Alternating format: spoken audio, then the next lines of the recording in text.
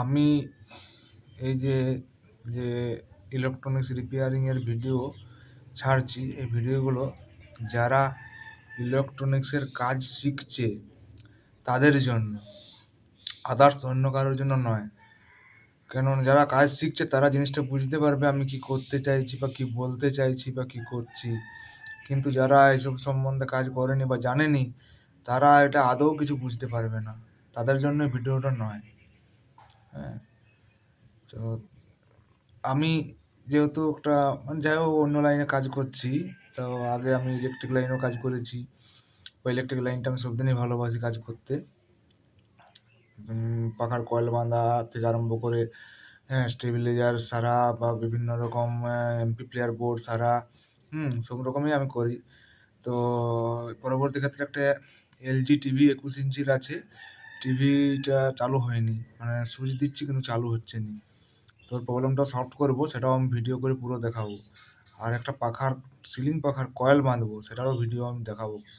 তো কয়েলটা পুরো হয়তো বাঁধা হবে নি, অত সময় পাওয়া যাবে নি। যাই হোক, যতটুকু বাঁধবো ততটুকু আমি দেখাবো। হাতে বাঁধবো তো সময় লাগে কয়েলটা বাঁধতে। অনেক সময় কিছু কিছু ভিডিও অনেক লং হয়ে যায়, যেমন লং ভিডিও মানে ফোনের মেমোরিতে ধরাবে না, মানে অনেক বড় হয়ে যায় আর কি। তো সেটাকে ছোটো করে কেটে সেটে ছোটো করতে হয়। তো অনেক সময় অনেক হয়তো কীভাবে ওয়েল্ডিংটা করছি বা কীভাবে ওয়েল্ডিংটা কি ওয়েল্ডিং বলা হচ্ছে, সরি ভুল হয়েছে, কীভাবে সোল্ডারিং করছি, কীভাবে আমি ওয়্যারটাকে সোল্ডারিং দিয়ে জোড়াচ্ছি, সেটা হয়তো দেখাতে পারি না, মিস্টেক হয়ে যায়। এটি হচ্ছে একটি manual stabiliser 0.25 auto cut stabiliser. তো এটা মানে দুটো পাখা টানবে, মানে এক একটা পাখা 100 ওয়াট করে, মানে 200 ওয়াট পর্যন্ত টানবার ক্ষমতা আছে। কোনো অসুবিধা নেই, তার বেশিও টানতে পারবেনি, মানে ছোটো স্টেবিলাইজার এগুলো আর কি। তো আমি এটা লাইন দিচ্ছি, কোনো লাইন আসছে নি। তো আমি চেক করে দেখছি এর কি খারাপ হয়েছে। লাইন আসছে এটা, আর এটাকে লাইন আসছে। আচ্ছা, এবার আমি চেক করবো এই ডিপিটি সুইচ বলে, এটাকে ডিপিটি সুইচ বলে, টেবিলে যে মাত্র থাকবে। এই দেখুন, লাইন আসেনি, এটাকেও লাইন আসেনি, এটাকেও লাইন আসেনি। তো এটা কি করতে হবে, এই ডিপিটি সুইচটা, এই ডিপিটি সুইচটা চেঞ্জ করতে হবে। সেটা প্লাস্টিক, যেমন এই যে প্লাস্টিকের মাল দেওয়া, এটা কিন্তু প্লাস্টিকের নয়, এটা প্লাস্টিকে থাকবে কিন্তু এটা প্লাস্টিক নয়, এটা কিন্তু এটা পুরোটা প্লাস্টিক, এই ডিপিটিটা পুরো প্লাস্টিক। তো আমি ডিপিটিটাকে খুলবো।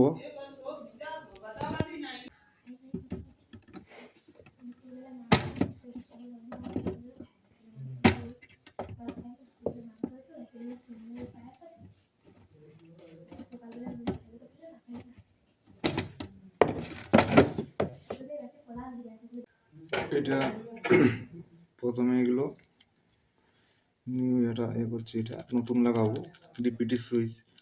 এগুলো একটু পেস্ট লাগিয়ে নেবো, এগুলো পেস্ট লাগিয়ে নিচ্ছি। আচ্ছা, পেস্ট লাগিয়ে নিয়ে আমি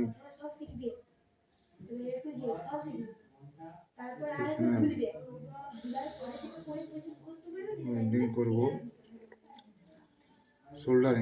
ওয়েল্ডিং বলা হচ্ছে, সোল্ডারিং করবো। তো দেখো এটা সোল্ডারিংটা করছি, দেখো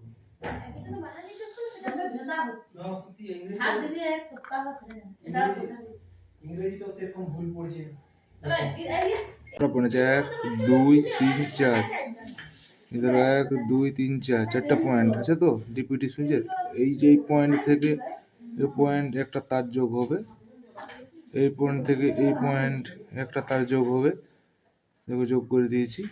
আর এই যে এই 1 নাম্বার, এই তো 1 নাম্বার 2 নাম্বার 3 নাম্বার 4 নাম্বার, দু নম্বরটা জয়েন্ট হচ্ছে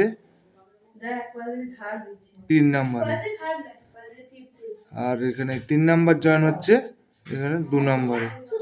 ক্রসিং চিহ্ন হয়ে যাচ্ছে, মানে এইটার সঙ্গে এইটা, এইটার সঙ্গে এইটা, এইটার সঙ্গে এইটা, এইটার সঙ্গে এইটা কোনাকুনি যোগ হচ্ছে।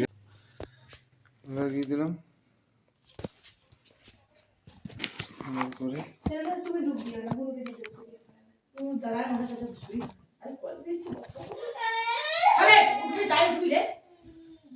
তোমরা তো কাজ করলি, ফুল তুললি, কত বড় ফুল তো তুলি দিয়ে এত সুন্দর দেখাচ্ছিল, কত সুন্দর চৌক হচ্ছে না।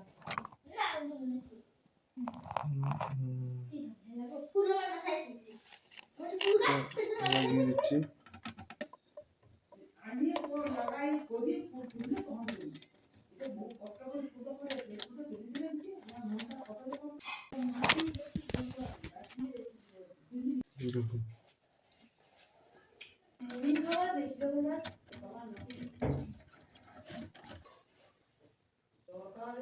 সুইচটা ঠিক হয়ে গেছে, আমি লাইন দিচ্ছি, জ্বলছে তো ওরে। তো এখানে সবুজ সুইচটা ছিল, এলইডি বাল্বটা ফিউজ হয়ে গেছে। টেবিলের লাইন ঠিক আছে, দেখো এটা বাড়ছে ভোল্টেজ।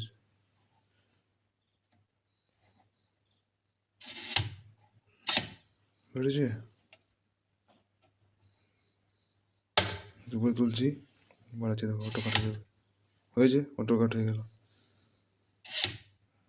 এটা যখনই 240-এর উপরে উঠে যাবে, 240-এ বাঁধা আছে, অটো কাট। আর এই যে সুইচটা দেখছো, তোমরা দেখিয়ে দিচ্ছি আমি, এই যে সুইচটা, এইটা ঘুরিয়ে কাঠটাকে ঠিক করে 240 থাকে, 210-এ থাকে, আর একটা থাকে 220-র পরে, 3টা ইয়ে বাঁধা থাকে। তো 240-এ বাঁধা আছে, কাট হয়ে গেছে, ঠিক আছে।